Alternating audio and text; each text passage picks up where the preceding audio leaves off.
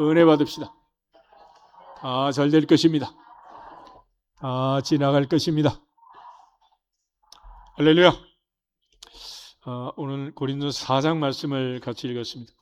특별히 4장 20절에 보면 하나님의 나라는 말에 있지 않고 오직 능력에 있다 그랬습니다.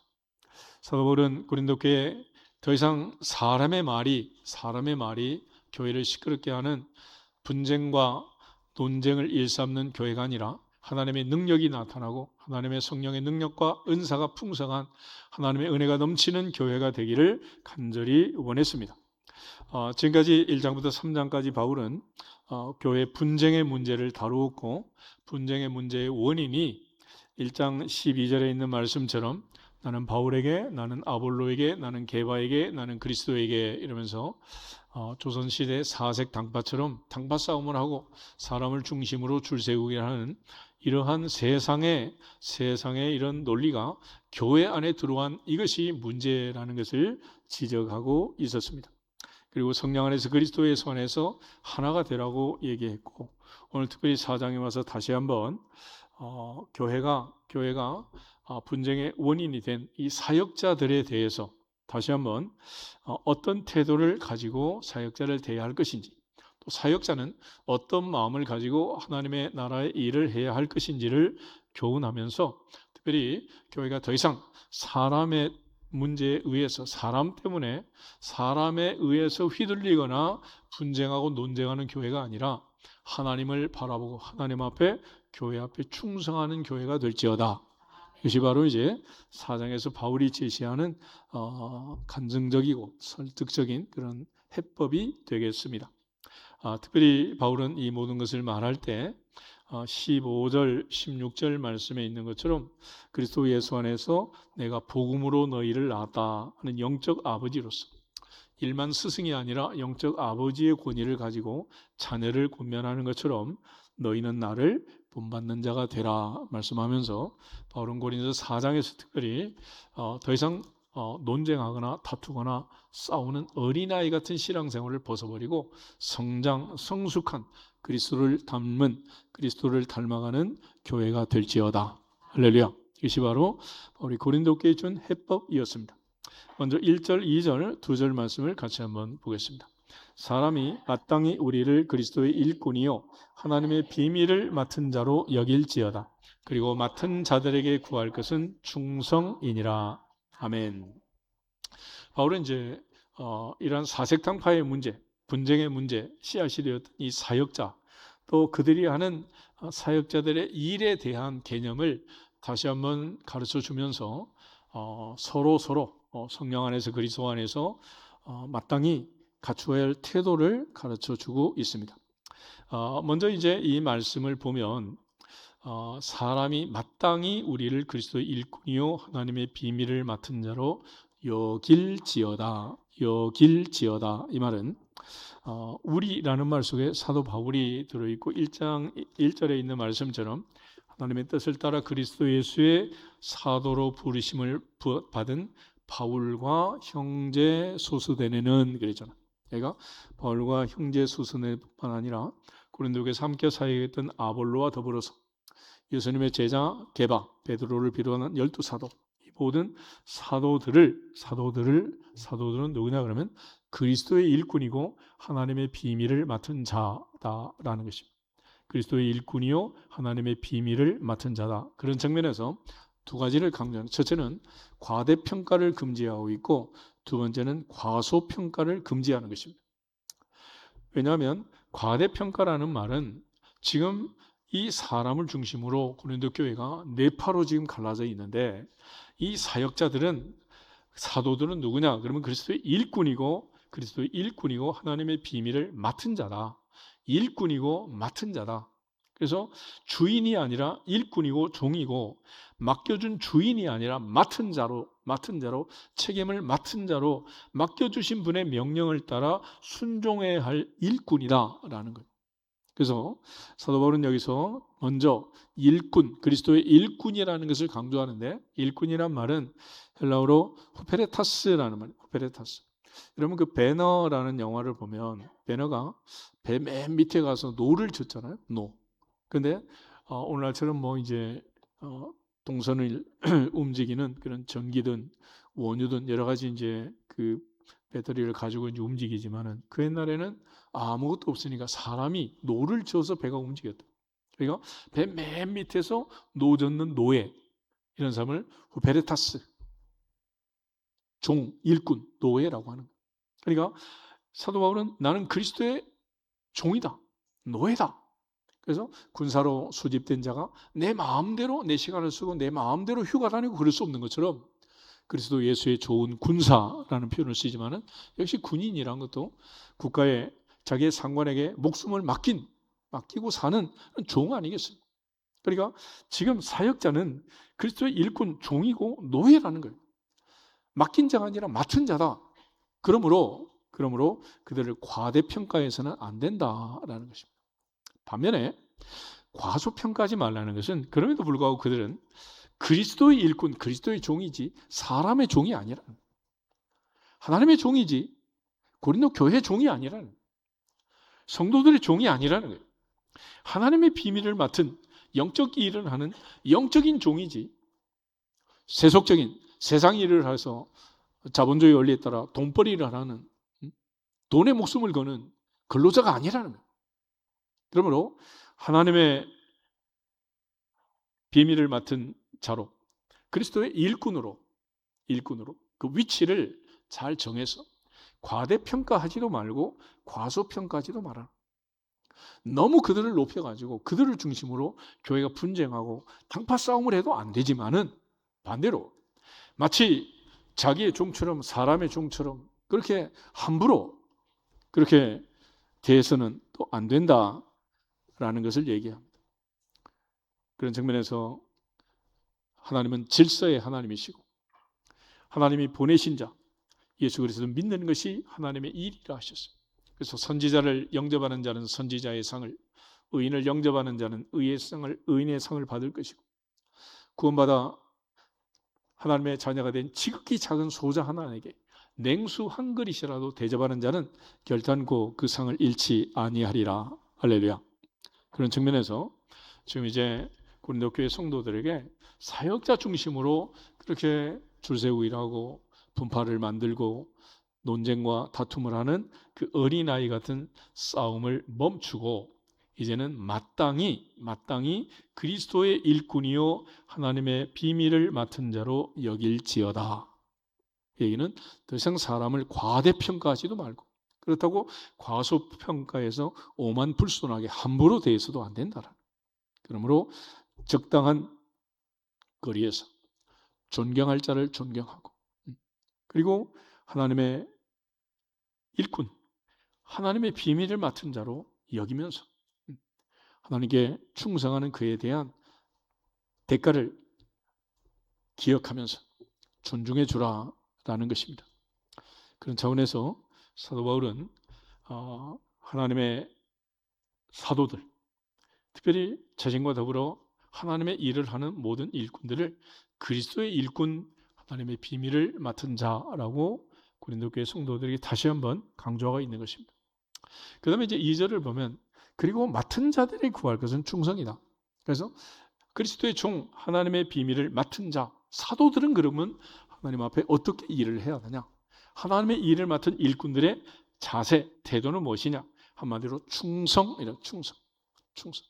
이 충성이라는 헬라어로 피스토스라는 말인데 이 충성은 한자로 우리가 충성이라는 말을 쓰잖아요. 충성 그러면 가운데 중자 밑에 마음 심자를 쓰고 말씀 언변에 이룰 성자를 쓰죠. 그걸 충성이라고. 성경의 피스토스라는 말도 거의 유사한 의미를 가지고 있어요. 사무엘상 15장 22절 23절에 보면 사무엘을 통해서 사울 왕에게 하나님이 책망을 하실 때 왕이 여호와의 말씀을 버렸으므로 여호와께서 왕을 버려 왕이 되지 못하게 하셨습니다. 순종이 뭐보다 낫다? 제사보다 낫다. 그러니까 하나님의 말씀을 벗어나서 말씀 밖에서 질서를 찾고 말씀 밖에서 왕의 권위로 왕의 권한으로 하나님의 말씀을 무시하는 이 모든 것들에 대해서 사무엘을 통해서 하나님이 3000년 전에 경고의 말씀을 주신 거예요. 그러므로 오늘날도 주님이 사도 바울을 통해서 2000년 전에 하신 이 충성이라는 것도 똑같습니다. 하나님의 말씀대로 마음 중심을 다해서 하나님 말씀을 듣고 읽고 깨닫고 그 말씀을 지켜 행하는, 말씀을 이루는, 말씀을 성취하는 것이다. 예수님께서 마지막 십자가에서 다 이루었다, 다 성취했다 라고 말씀하셨잖아요. 내가 온 것은 선지자나 율법을 폐하러 온 것이 아니라 완전하게 하려고, 완성하려고, 성취하려고 왔다, 주님 말씀하셨습니다. 그래서 충성은 그 말씀이 내게 해로울지라도 변치 않고 십자가의 죽음 앞에 순종을 복종하신 주님처럼 순종하는 그것을 피스토스, 충성이라고 하는. 그러니까 주인이 볼 때 종이 충성스럽다라는 것은, 충성스럽다라는 뜻은 결국 믿고 맡길 수 있는 신실한 자다라는 뜻입니다. 보디발이 요셉을 데려다가 노예 시장에서 샀습니다. 그리고 집안일을 시키기 시작합니다. 그런데 놀랍게 요셉이 들어와서 집안일을 맡아서 일한 다음부터 집안일이 점점 잘 되고 집이 번창하고 재산이 증가하기 시작합니다. 그래서 자기 아내 외에 모든 집안의 일을 전부 다 요셉에게 맡겼다 그랬잖아요. 맡겼다. 이처럼 요셉처럼 충성하게 신실하게 하나님 앞에 일하는 그것을 가리켜서 충성이라고, 충성. 그래서 바울은 성도들이 일을 할 때 맡은 자에게 구할 것은 충성이라 그랬는데, 이 충성은 누구에게 하는 거냐? 그러면 마치 그 옛날 노예 시장에서 사온 요셉이 보디발에게 충성한 게 아니라 하나님 앞에 신실한 자로 살았던 것처럼, 할렐루야. 그렇게 살다 보니 보디발의 집에 하나님이 복을 주신 거예요. 복을 주셨다.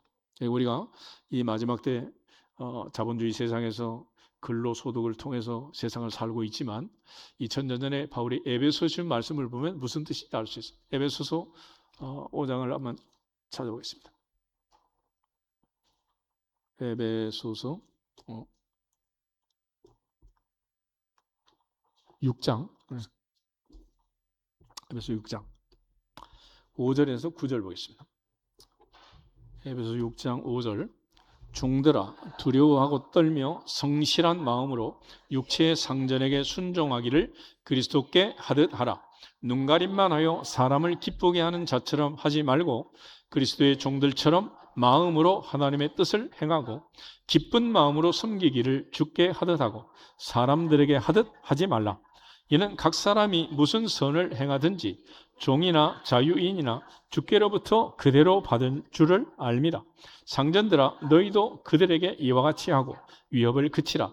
이는 그들과 너희의 상전이 하늘에 계시고 그에게는 사람을 외모로 취하는 일이 없는 줄 너희가 알미라. 아멘.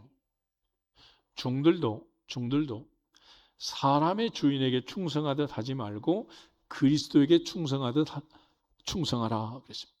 상전들도 종을 대할 때 함부로 대하지 말고 그의 상전이 하늘에 있고 나의 상전도 하늘에 계신 하나님 아버지이심을 기억할지어다. 우리가 무슨 일을 하든지 내 인생에는 하나님 아버지가 계신다, 하늘에 상전이 계신다, 할렐루야.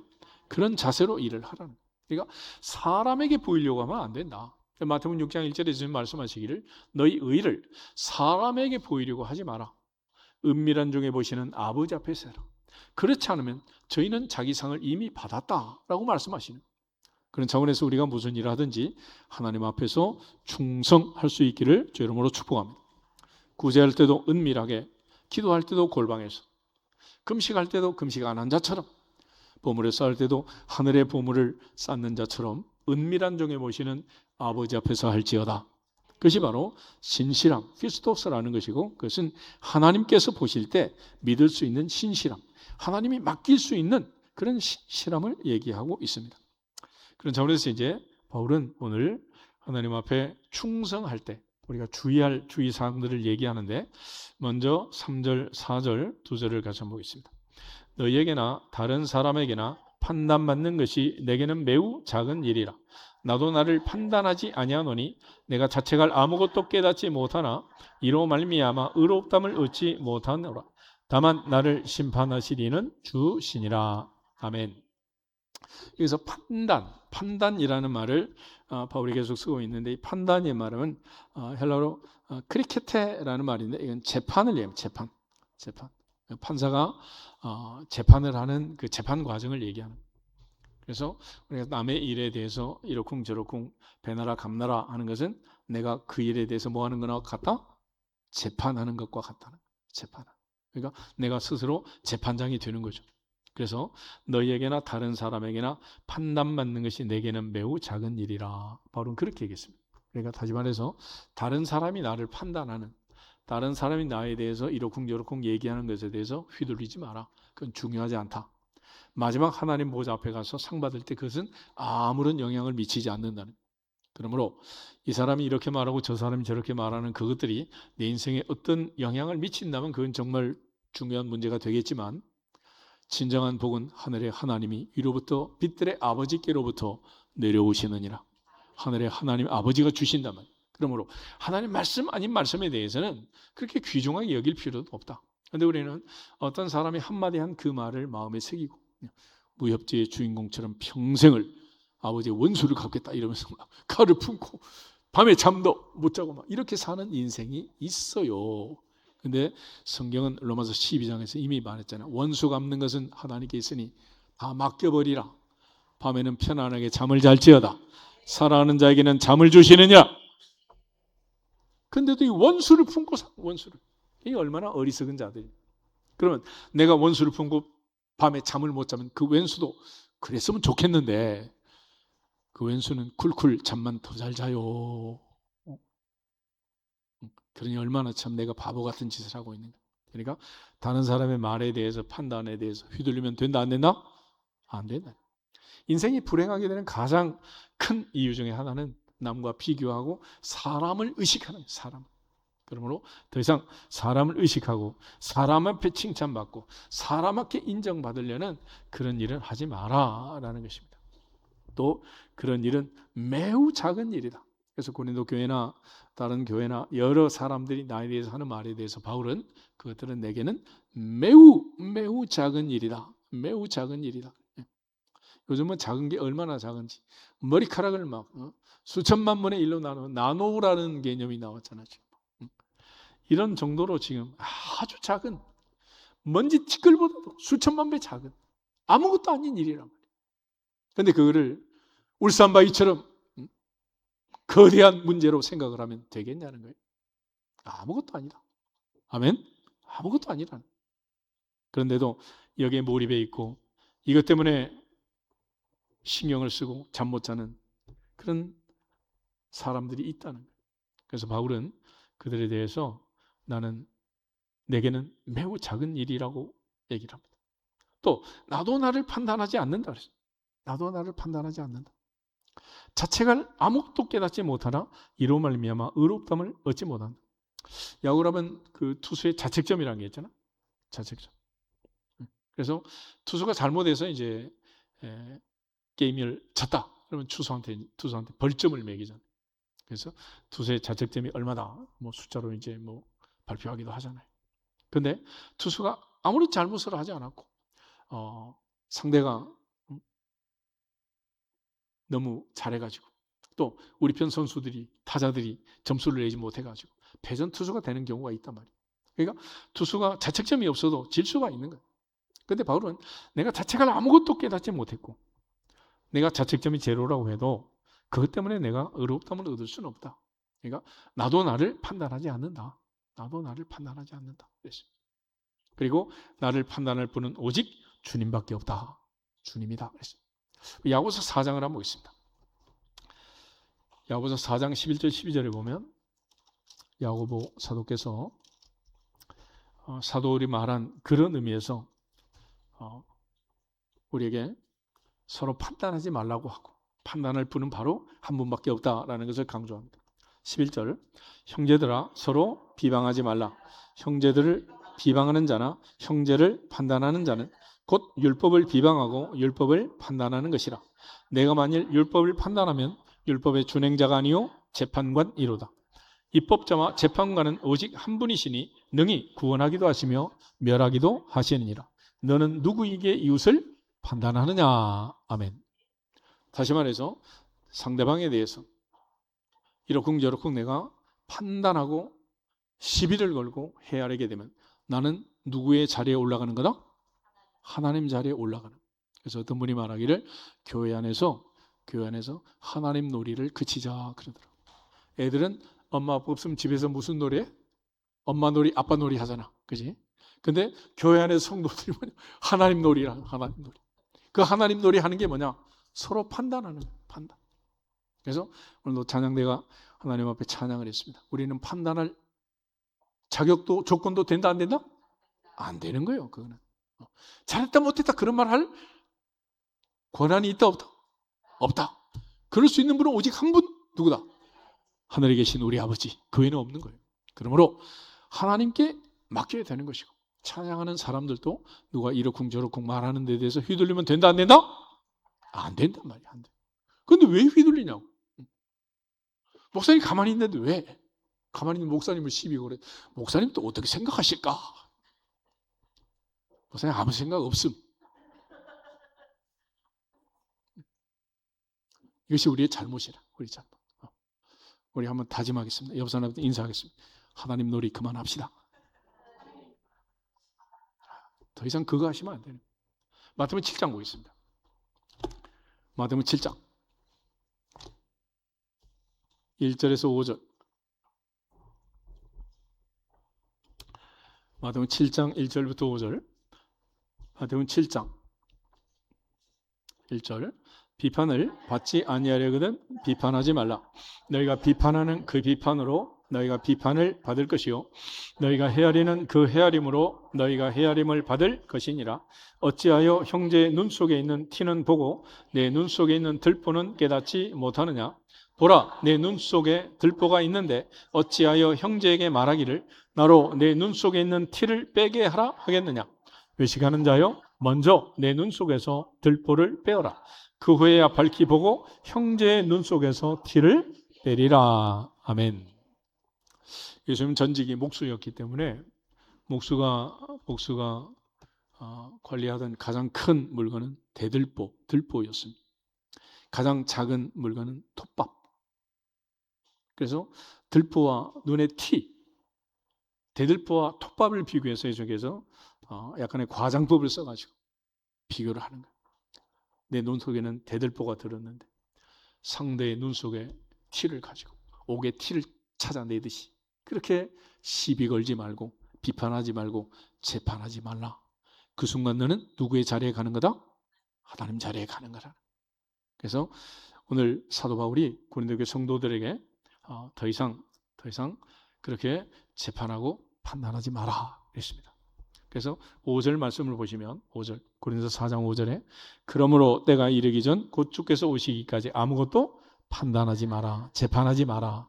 그가 어둠 속에 감추는 것을 드러내고 마음의 뜻을 나타내리시니 그때 각 사람에게 누구로부터?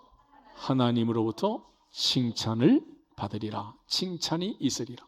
그래서 5달란트, 2달란트 받은 자처럼 착하고 충성된 종아라고 마지막 칭찬은 누구한테 받아야 한다? 하늘에 계신 우리 아버지. 할렐루야. 사람의 칭찬을 받는 자는 자기 상을 이미 받았다는 거예요. 그래서 맨날 우리는 고래를 춤추게 하려고 보지도 못한 고래를 말이야. 그 예를 쓰고 있잖아. 그렇지만 고래를 춤추게 하려고 하지 말고 하나님을 기쁘시게 하자. 아멘. 그래서 우리의 기도는 하나님을 기쁘게, 우리의 찬송도 하나님을 기쁘게, 우리의 봉헌도 2렙돈을 바친 과부처럼 주님을 기쁘게. 아멘. 그리고 사도 바울처럼 말씀을 전하고 듣는 이 모든 과정도 오직 하나님 아버지를 기쁘게, 주님을 기쁘게. 아멘. 그것이 우리의 모든 삶의 목표가 되고 목적이 돼야지 사람을 신경 쓰면 그때부터는 실패하고 실수하게 된다. 그래서 바울이 다시 한번 고린도 4장에 와서 왜 고린도 교회가 이 분파를 만들고 당쟁에 휘말리고 분쟁과 논쟁과 시비거리를 가지고 분파 싸움을 했느냐라는 거예요. 그들은 바로 하나님을 바라보지 못하고 사람을 바라보기 때문이다. 이제는 사람 앞에 충성하는 자가 아니라 사람에게 보이려고 하는 자가 아니라 하늘에 계신 아버지 앞에 충성할지어다. 충성할지어다. 요셉이 만약 보디발에게 충성했으면 하나님께서 요셉의 총리로 세우지 않았겠죠. 요셉은 보디발의 종이 아니었습니다. 하나님의 종으로 하나님께 충성했기 때문에 하나님이 명을 따라서 바로에게 명령해서 애굽의 모든 7년 풍년과 7년 흉년을 관리하는 위기관리 총리로 하나님이 세워주신 줄 믿습니다. 그것이 하나님의 섭리란 말이에요. 섭리. 그러므로 무슨 일을 하든지 하나님 앞에서 성실하고 하나님이 맡기실 만한 진실하고 충성된 일꾼들이 될 수 있기를 주님의 이름으로 축복합니다. 그 다음에 이제 6절, 7절에 와서 바울은 이 분쟁에 대해서 이제 핵심적인 권고를 하고 있는데 그들이 왜 그러면 이런 분쟁에 또 휘말렸느냐? 두 가지 중요한 원인을 설명하고 있습니다. 6절, 7절 두 절 한번 보겠습니다. 형제들아, 내가 너희를 위하여 이 일에 나와 아볼로를 들어서 본을 보였으니 이는 너희로 하여금 기록된 말씀 밖으로 넘어가지 말라 한 것을 우리에게서 배워 서로 대적하여 교만한 마음을 가지지 말게 하려 함이라. 누가 너를 남달리 구별하였느냐? 내게 있는 것 중에 받지 아니한 것이 무엇이냐? 내가 받았은즉 어찌 받지 아니한 것 같이 자랑하느냐? 아멘. 첫째는 그들이 서로 대적하고 교만한 마음을 가지고 다투고 싸우는 원인을 설명할 때 하나님의 말씀 밖으로 넘어갔기 때문이라는. 요즘은 선 넘지 마라 그런 얘기를 하죠. 그런데 바울이 고린도교에 가서 아볼로와 더불어서 브리스길라 아굴로와 더불어서 1년 6개월 동안 하나님 말씀을 가르쳤다. 고린도전서 사도행전 17장 18장에 가면 그런 기록들이 나옵니다. 왜 교회를 세울 때 말씀을 가르치고 말씀 중심의 교회를 세워야 되느냐? 아주 간단하죠. 우리가 흔히 입향순속이란 말을 하는데 대한민국에는 대한민국의 법이 있습니다. 그동안 우리가 지키는 법도 지금 국회에서 새로운 법들을 만들어서 새로운 법 조항과 법 조문을 개정하고 고쳐가지고 법들이 막 바뀌고 있잖아요. 아이들이 대학 입시를 치르는데 해마다 바뀌어가지고 지금은 도대체 무슨 법인지 알 수가 없더라고. 기도만 할 뿐이지. 이런 정도로 막 법이 막 바뀌어. 근데 외국 나가서 필리핀이든 캄보디아든 미국이든 가가지고 우리나라는 안 그런데요. 그렇게 말하면 의미 있다 없다? 그럼 무슨 의미가 있겠어? 그래서 어느 나라 가든지 그 나라의 법을 알아야 되는 거고 특별히 교회 안에서 신앙생활을 하려면 뭘 알아야 된다? 말씀을. 그래서 모세의 말씀을 율법이란 법이란 말이야. 그러니까 하나님의 법을 알아야 하나님 말씀을 지키는 거지. 말씀을 모르고 말씀을 배우지 않는 사람이 교회 생활을 하고 직분을 맡고 중직을 맡을 수 있느냐? 그건 불가하다는 거예요. 불가. 그래서 아이들을 어려서부터 어린이집부터 유치원부터 초중고 대학원 석사 박사를 거쳐서 교육을 시키는 이유가 뭐겠어요? 건전한 대한민국 사회의 일원으로 시민으로 국민으로 성장해서 더 이상 국가나 제도나 경찰이나 검찰이나 개입하지 않고도 그야말로 법을 잘 지키면서 사는 4천만 5천만이 산다면 경찰서는 꼭 있어야 한다? 없어도 된다? 있을 필요가 뭐 있어? 그 많은 예산을 들여가면서. 판사 검사가 무슨 필요가 있겠어요? 법을 안 지키기 때문에 그러는 거지. 그래서 우리가 하나님 말씀을 가르치고 배우는 것은 교회 안에서 그야말로 이 말씀 밖으로 넘어가지 않도록 하기 위함이다라는. 그리고 사도 바울은 특별히 말씀을 지키는 본을 내가 보였다라고 얘기를 합니다. 6절에 형제들아 내가 너희를 위하여 이 일에 나와 아볼로를 들어서 뭘 보였다? 본을 보였다. 말씀대로 사는 것이 무엇인가 본을 보였다. 그리스도의 삶이 무엇인가를 본을 보였다. 본을 보였다.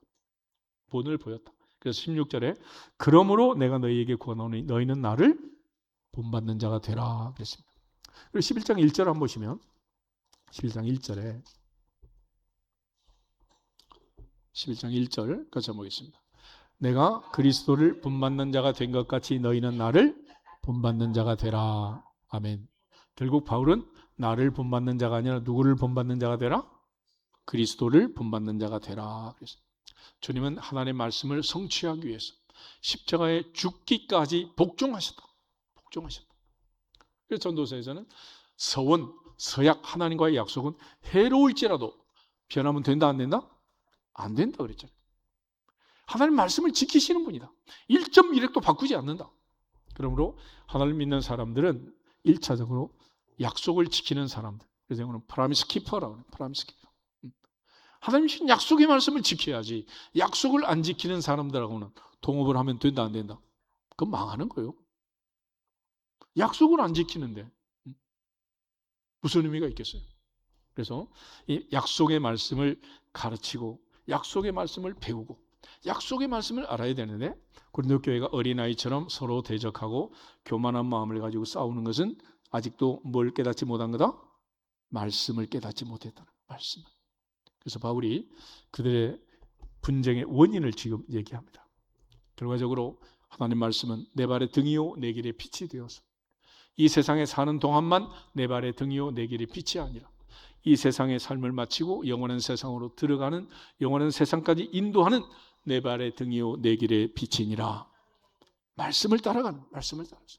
그래서 아브라함이 고향과 친척과 아버지의 집을 떠날 때 하나님의 말씀을 따라갔다. 말씀을 쫓아갔다. 그러죠. 믿음의 조상이 4,000년 전에 첫 발을 내딜 때 말씀을 따라간 거예요. 교회가 말씀을 버리고 말씀을 떠나고 친교 중심으로 너 좋고 나 좋고 맨날 그런 사교 집단이 되면 그 나름 의미가 있겠지만 그건 교회는 아니지. 교회는 아닌 거예요. 그러므로 교회는 교회 나름대로 법이 있고 질서가 있고 이 하나님의 말씀이 있는 거다. 그래서 고린도 교회의 문제는 이 말씀 밖으로 넘어간 것이다 그랬습니다. 사도행전 15장, 사무엘상 15장을 한번 찾아보세요. 사무엘상 15장을 보면 사울 왕이 왕자에서 버림을 받고 폐위가 됩니다. 하나님께서 왜 사울 왕을 버렸느냐?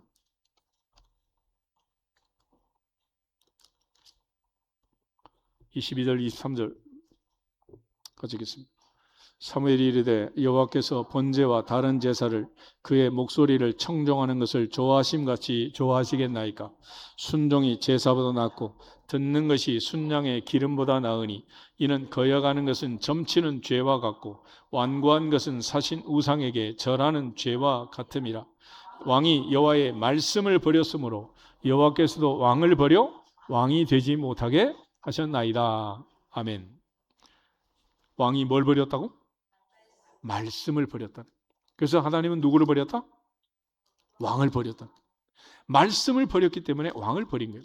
그래서 하나님께서 왕이 된 자에게 주시는 경고의 말씀이 있어요. 왕은 정치를 잘하고 국민을 잘 다스리고 백성을 잘 사는 그게 중요하지만은 그보다 더 중요한 게 있어요. 신명기 17장 18절, 19절, 20절 한번 보겠습니다. 왕은 타국인을 세우지 말고 하나님이 택한 자를 왕으로 세우라라는 걸 얘기합니다. 또 병마를 많이 두려고 애굽으로 가지 말고 특별히 아내를 많이 두어 그의 마음을 미혹하게 하지 말고 은금을 많이 쌓지 말라.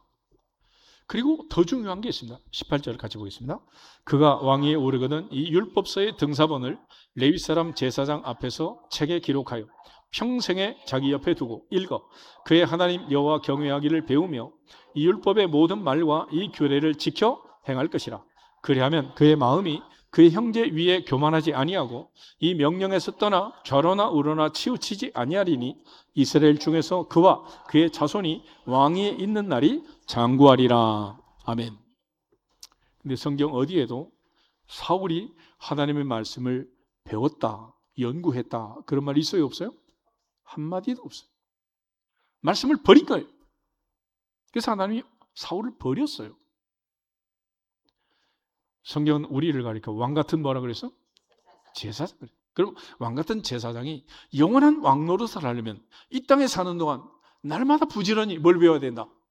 말씀을 배워야 되는 거예요. 고린도서 4장 다시 보세요.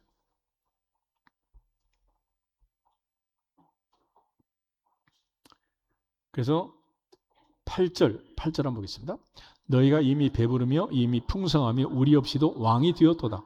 우리가 너희와 함께 왕노릇하기 위하여 참으로 너희가 왕이 되기를 원하노라. 아멘.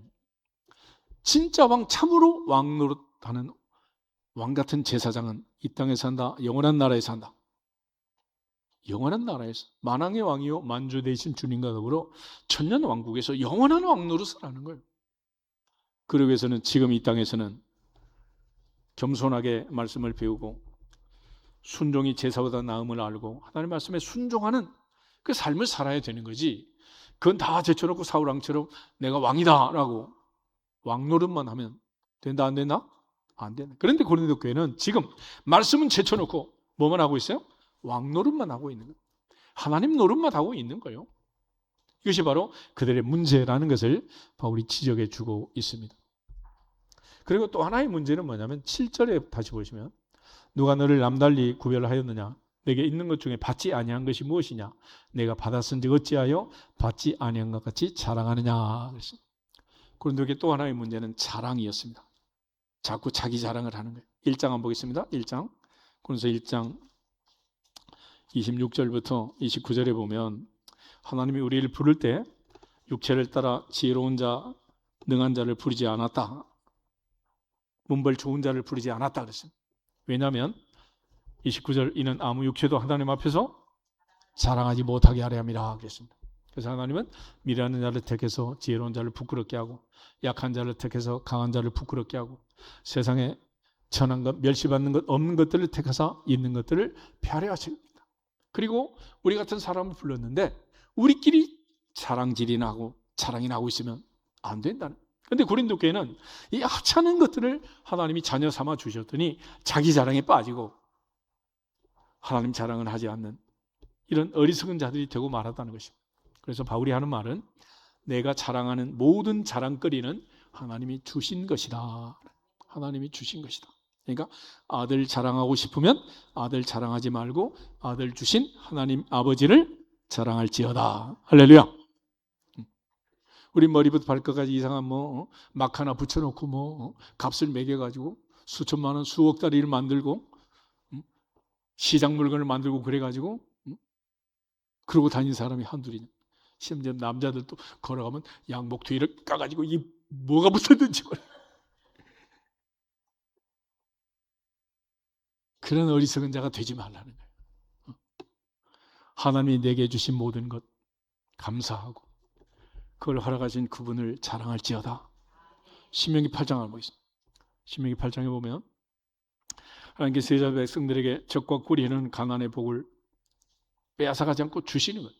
새로운 세대, 광야 1세대는 60만 3,550명 중에 48명이 죽고 여호수아 갈렙이 들어가게 됩니다.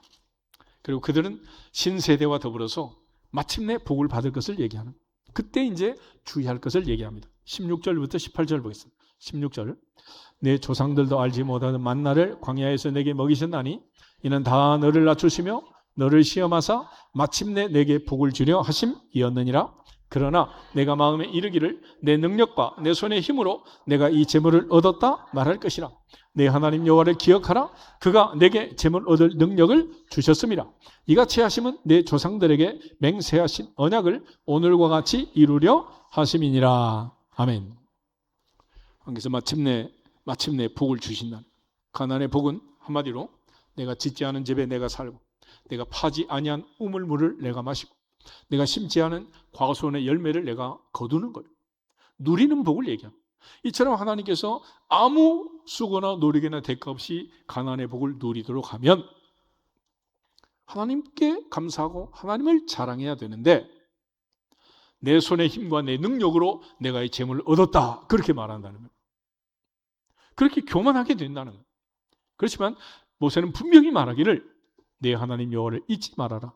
바로 하나님께서 재물 얻을 능력을 주셨다. 여호와를 기억할지어다. 하나님을 기억하라. 하나님이 주신 것을 마치 내 것인 것처럼 그렇게 자랑하지 말라는 것. 그러므로 내가 지금 자랑하고 싶은 모든 것 있겠죠? 눈에 보이는 것, 보이지 않는 것부터 시작해가지고. 그래서 이 모든 것은 누가 주셨다? 하나님이 주신 것. 그러니까 그러면 아인슈타인처럼 그 좋은 머리를 주셔서도 하나님께서 마지막까지 우리가 건강하게 기억력을 가지고 잘 살아갈 수 있도록 하나님 은혜를 주셔야지. 어느 순간 알츠하이머나 치매가 와가지고 기억력을 또 상실하고 아들을 보면서도 남편을 보면서도 누구십니까? 기가 막힌 거 아니겠어? 아무리 천금을 쌓아놨어도 통장 번호도 모르고 비밀번호도 모르고 어디 쌓아둔지도 모르고 무슨 의미가 있겠냐고. 그러니까 하나님 주심을 감사하고 하나님만 자랑할지어다. 그런데 고린도 교회는 지금 사람을 자랑하고 이 자랑질만 하고 있단 말이에요.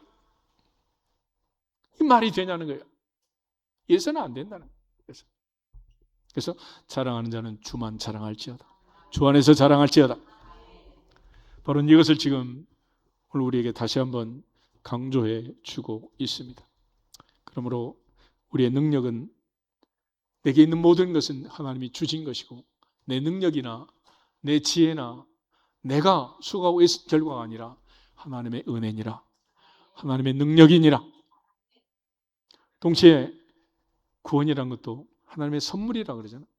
너희가 그 은혜하여 믿음으로 말미암아 구원을 얻었나니 이것은 너희에게서 난 것이 아니라 하나님의 선물이다. 행위에서 나온 것이 아니니 이는 누구든지 뭐하지 마라?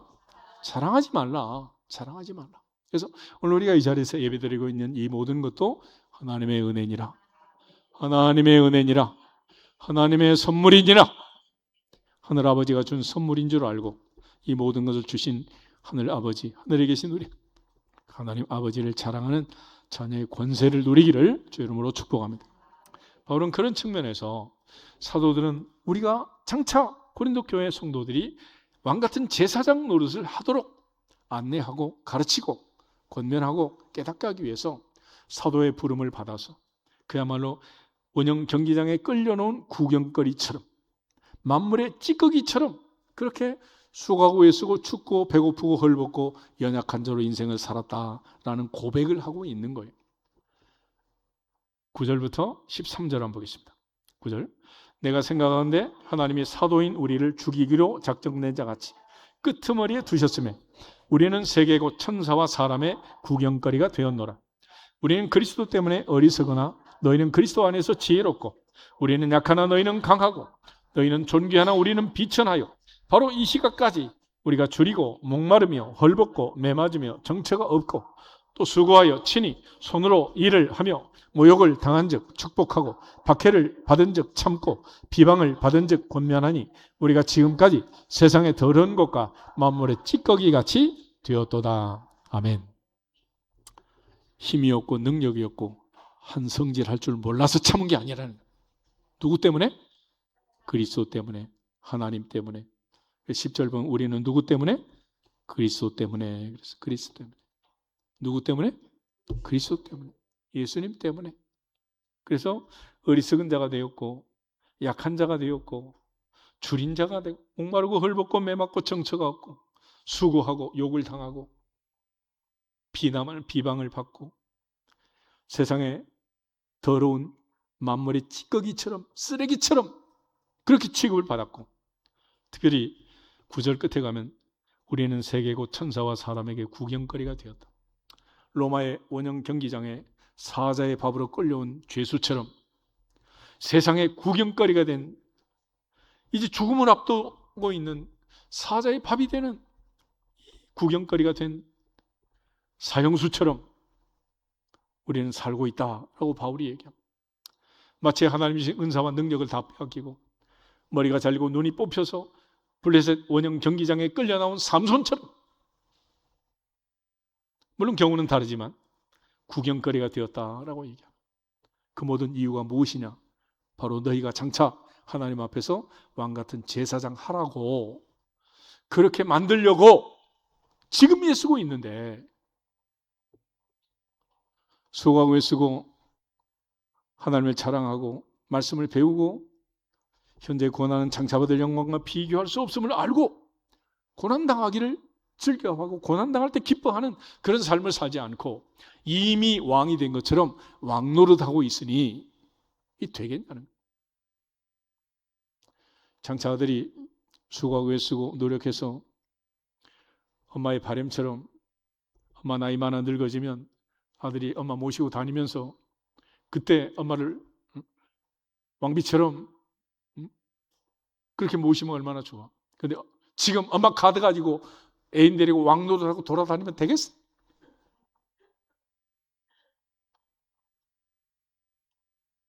고린도 교회가 지금 그러고 있는 거예요. 그러고 있어. 그래서 왕노릇은 지금 하는 게 아니라 그때 하는 거다. 그때. 그리고 그때 진짜 왕노릇 할 수 있도록 지금은